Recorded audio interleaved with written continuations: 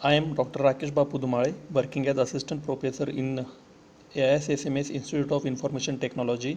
In this video, we will discuss what is radial basis functions. This radial basis function have three layers like one input layer, one hidden layer and one output layer.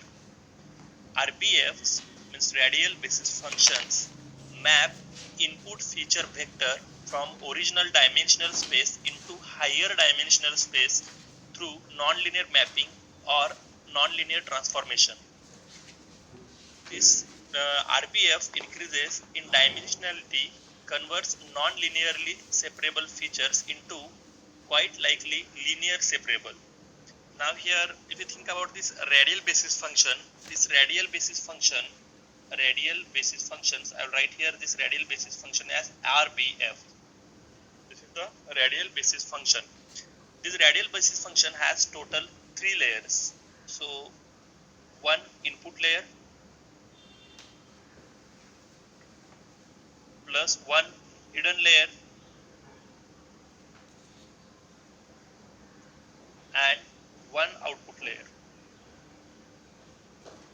So like multilayer perceptron, in multilayer perceptron there are hidden layers, but in case of RBF there is only one hidden layer. But in multilayer perceptron there may be more than one, n number of hidden layers are there. But here in this case there is only one hidden layer. There is only one hidden layer. Now this RBF it will convert non-linear separable problem or non-linear separable features into linear separable features, and also it will increase dimensionality of this feature. So here this is the radial basis function which converts non-linear separable problem into linearly separable problem. Also it increases dimensionality of the input features. The output nodes in RBFs compute linear combination of output hidden layers, and based on output of these linear combinations of output nodes decide input feature vector classifies into which class. RBF impose non-linearity transformation and increase dimensionality.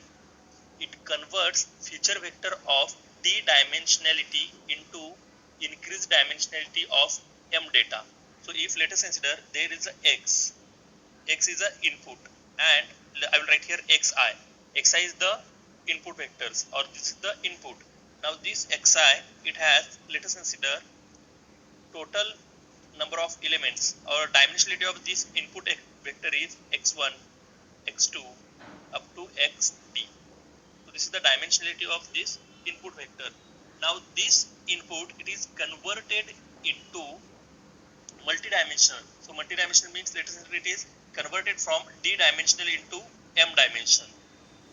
Initial dimensionality of this data is d. It is converted into m. So m is the new dimensionality of data, where if x is input vector, then phi function is given as, so here I will write, if let's consider x is the input function and there is one more function which is called as a phi function. Now this phi function, it will convert phi 1 of x, phi 2 of x up to phi m of x.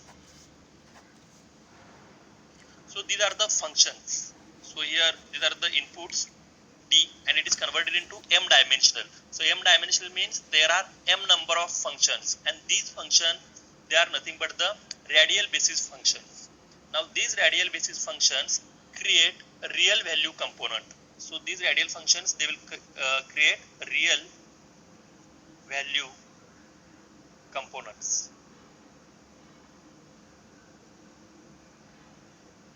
Now your simple thing, if let us consider there is some data with dimensionality of d, then this radial basis function, it will convert into m dimensions. Now here if input is x, then here, and dimension of this input is d, then there are phi 1 to phi m, these are the functions, and these functions are called as radial basis functions, and these radial basis functions create real value components. Now here, In next video, we will discuss what are the different functions used as a radial basis function.